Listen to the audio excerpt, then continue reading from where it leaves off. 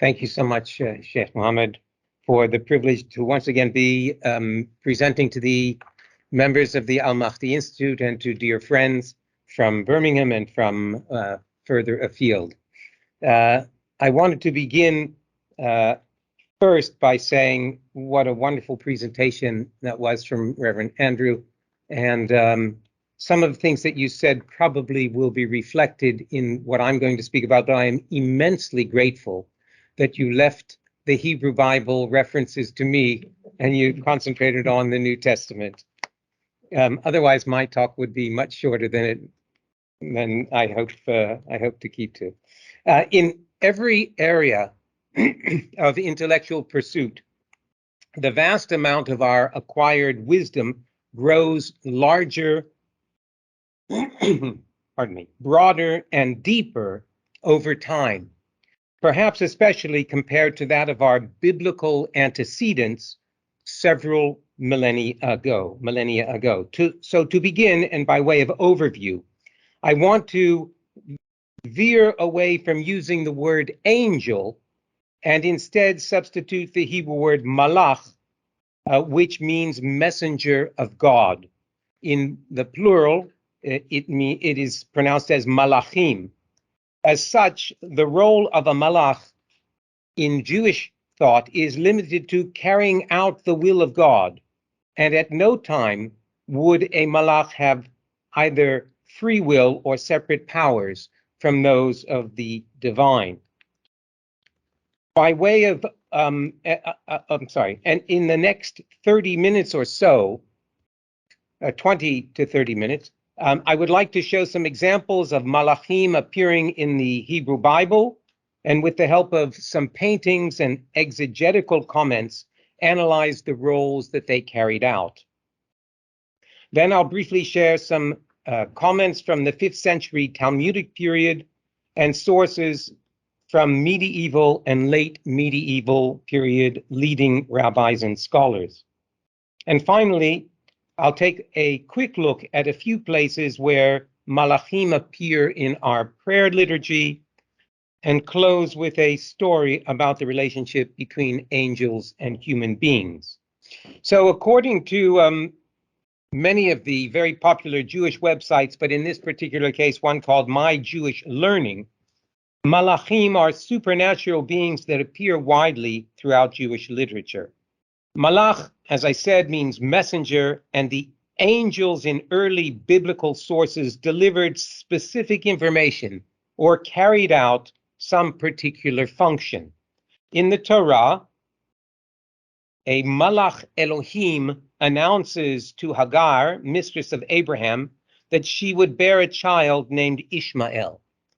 3 angels visited Abraham, one to inform him Sarah would bear a child, one to rescue his nephew Lot, and one to destroy the cities of Sodom and Gomorrah.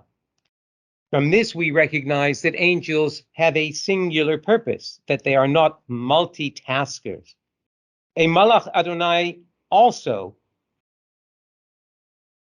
just in time, appears to prevent Abraham from slaughtering his son during the AKEIDAH in this very visceral painting by Caravaggio.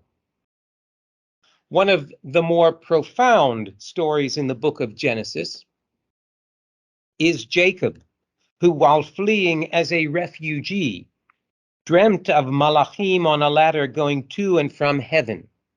And equally insightful is the struggle Jacob is said to have had the night before a reunion with his brother Esau, whom he had deceived and defrauded several decades earlier, leading us to believe that sometimes malachim not only bring messages, but provide us with challenges and lead to our own personal enlightenment.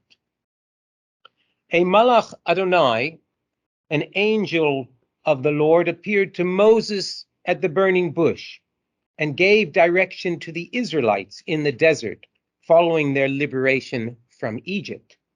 And there is the obstructing Malach Adonai, same terminology as with Moses, who blocked the path of Balaam's donkey as the prophet headed toward Midian on a mission to curse the Israelites. In prophetical texts, Malachim are associated with success in battle, as in this picture of Joshua at Jericho, or with announcements of birth, such as the case of Manoah's wife, and with much wider visions and prophecies aimed at keeping the followers of God on the path of righteousness. Two remarkable chapters in Isaiah and Ezekiel describe the appearance of Almighty God, though in human terms. It is only in these later books that Malachim begin to appear with proper names. And I just want to point out two things. In the Isaiah picture, he sees Malachim worshiping God, becomes aware of his sinfulness, cries out in fear, and a seraph with a hot coal helps him to overcome a sense of worthiness, touching the coal to his lips, allowing him to find his powers of prophecy. The picture of Ezekiel is very interesting because, from the way I interpret it, it suggests that the figure in the central might actually be God in personification. But that is something that I know in the Jewish tradition we don't do, and I believe that is similar to the case of Islam. That is a very famous painting produced by Raphael. Now, later rabbinic and Kabbalistic sources expand on the concept of Malachim even further, describing a broad universe of named angels with particular roles in the spiritual realm. But I'd like to now pause for a moment to make a synopsis of what we've just seen, and perhaps in their earliest appearances, Malachim functioned as bearers of information. In Genesis, as I said, a Malach Elohim appeared to Hagar, Sarah's handmaid, to inform her that she would bear a son whose descendants would be numerous. We know that he was called Ishmael. Hagar was again visited by a Malach in the wilderness after being ungraciously sent from Abraham's home. A similar encounter happened with Sarah when 3 visitors brought the news that she will give birth the following year. When Abraham also sets out to sacrifice his son, a Malach Adonai stays his hand, promising to make his descendants a great nation. These early Malachim therefore brought not only good news, but conveyed promises of generational blessings. Among the most famous stories of the angels, again, is this story with Jacob, whom he wrestles with overnight. And in the morning, when Jacob asked his adversary to identify himself, the angel admonished him. Jacob therefore named the place Peniel, literally meaning the face of God, implying that the adversary who wounded him was an emissary of God. I have seen, the verse says in Genesis 32:31, I have seen a divine being face to face, yet my life has been preserved.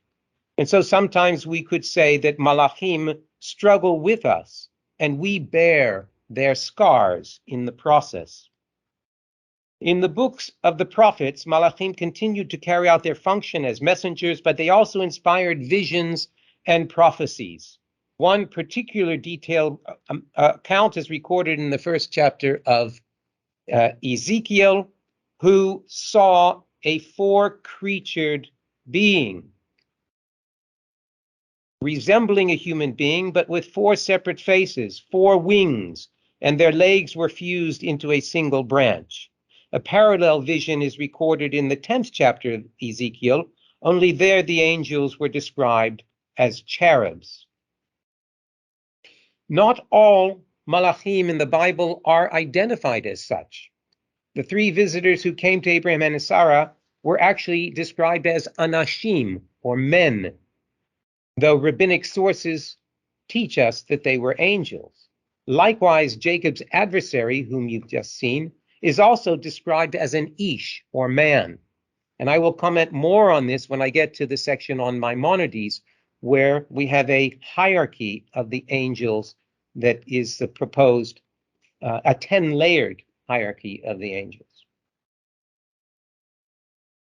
Now I would like to move to a discussion of some of the early rabbinic literature. The early rabbinic literature expounds significantly on the nature of malachim. The Midrash identifies Michael, Gabriel, Uriel, and Raphael as the four chief angels who surround the divine throne, each of whom has its particular attributes. And interestingly, it was three of them, Michael, Gabriel, and Raphael, who visited Abraham. And though the Bible records that the men who visited Abraham ate a meal that he prepared for them, the rabbis insist that the trio only appeared to eat, since they were not physical beings, but were resembling humans only temporarily. The Midrash includes fanciful portrayals of malachim. According to one source, Michael is entirely made of snow and Gabriel entirely of fire. But despite their proximity to one another, they cause no harm to each other, a symbol that God's power to make peace among opposites is overwhelming. There is a description of a debate among the malachim over whether human beings should be created. The malach of love favored creating human beings because of our capacity to express love for each other. But the malach of truth disagreed, fearing that humans would be prone to falsehood. The malach of the Torah argued also against human creation, contending that people should not be created because they will suffer. Now we know that love prevailed, yet we forget that lesson to love one another at our own peril. The Talmud records a teaching that two ministering angels, one good and one vexing, accompany a person home from synagogue on Friday evening. Those are perhaps the angels that Reverend Andy was speaking about on the right hand and on the right and left shoulder. If they find that the person's home prepared for the Sabbath was in good order, the good angel declares, "May it be your will," referring to God, "that it shall be like this for another Sabbath." And the vexing angel must answer, "Amen." But if the home is not prepared, the reverse happens. The vexing angel voices a wish for the home to be in chaos for another week, and the good angel must respond, "Amen." In fact, there is a very popular song that is sung in Jewish homes on Friday night welcoming these angels. And I think this tells us, at least symbolically, that it is up to us whether we choose peace or chaos in our homes and in our lives. The rabbis may have been concerned that malachim would become objects of worship, and so many Talmudic texts highlight the privilege of humans over malachim. One even suggests that righteous people can be greater than God's ministering angels.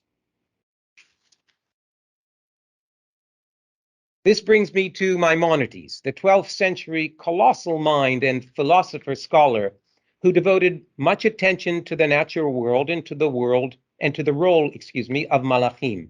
He saw them as incorporeal beings possessing form but no substance.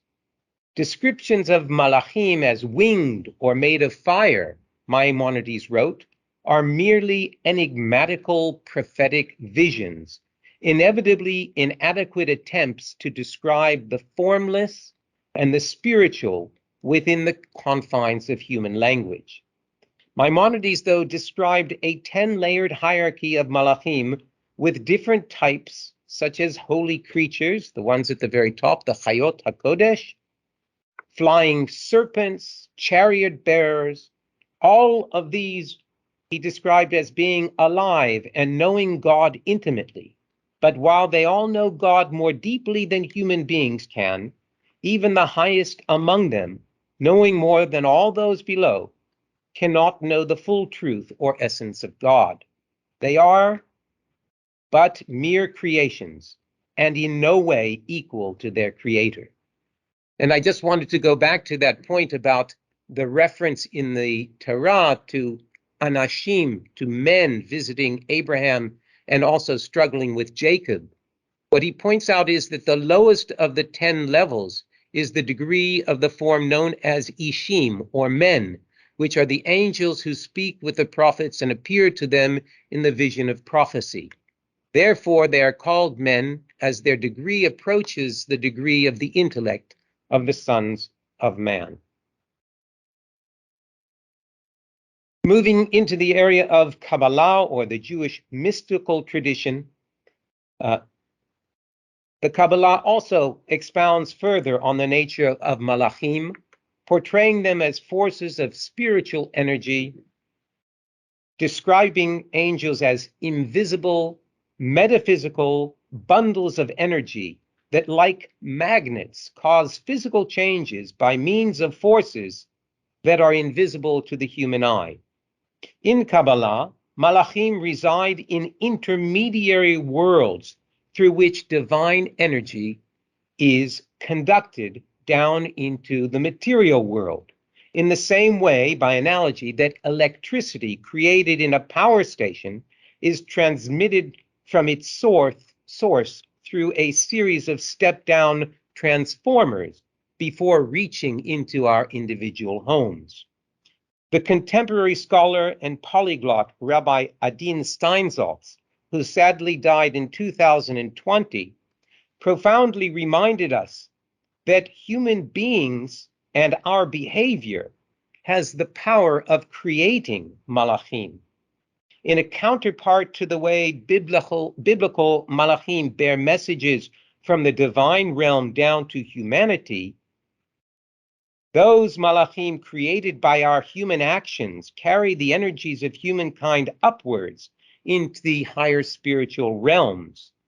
Steinsaltz wrote that malachim are singular and unchanging in their essences and can be either good or bad, the latter being a product of human action. Harboring evil thoughts or committing acts of wickedness creates such evil angels or malachim. But like good malachim, bad ones act in a dual fashion, bringing evil from the spiritual to the material world, inspiring sin or causing suffering and punishment, while receiving energy from the misdeeds of human beings.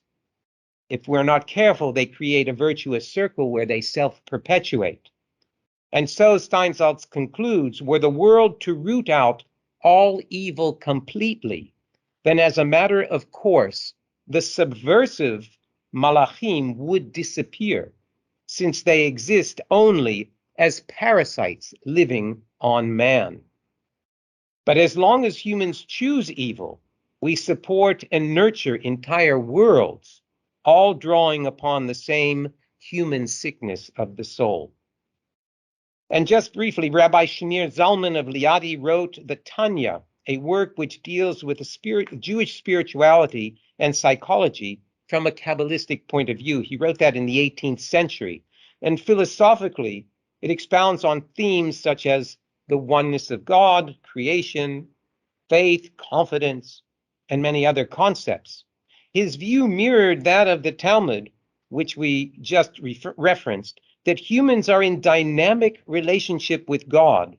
On the one hand, we are beneath the malachim, and on the other, when we concentrate, for example, on reciting some of our prayers, in particular the Shema Yisrael, there is nothing superior that can be achieved in our world. And finally, a word on the soul.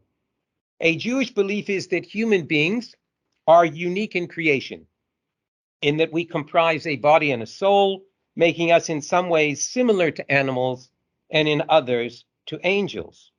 Now, it would be a digression to ask where the souls come from, but I'd like to end with a beautiful story about birth and the life cycle.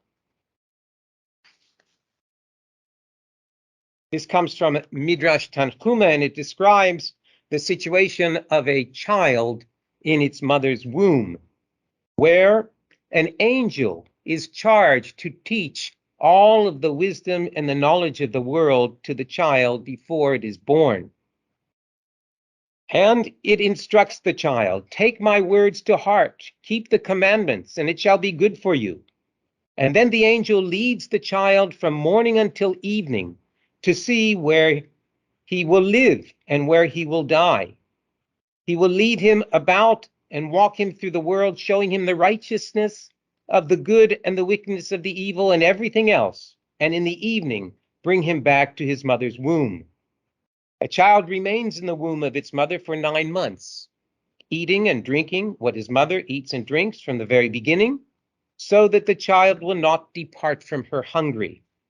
When at last the time arrives for entrance into the world, the angel comes and says, at a certain hour your time will come to enter the light of the world. And the child pleads, why do you wish me to go out into the light of the world? The angel replies, you know that you were formed against your will. Against your will you will be born. Against your will you will die. And against your will you are destined to give an accounting before the King of Kings, the Holy One, blessed be he. Upon going out, the infant forgets everything that the angel teaches.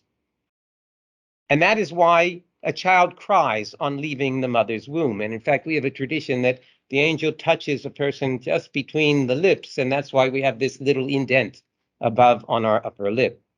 Then the 7 stages in the life of man begins, according to this midrash. In the first stage, a child is treated like a king.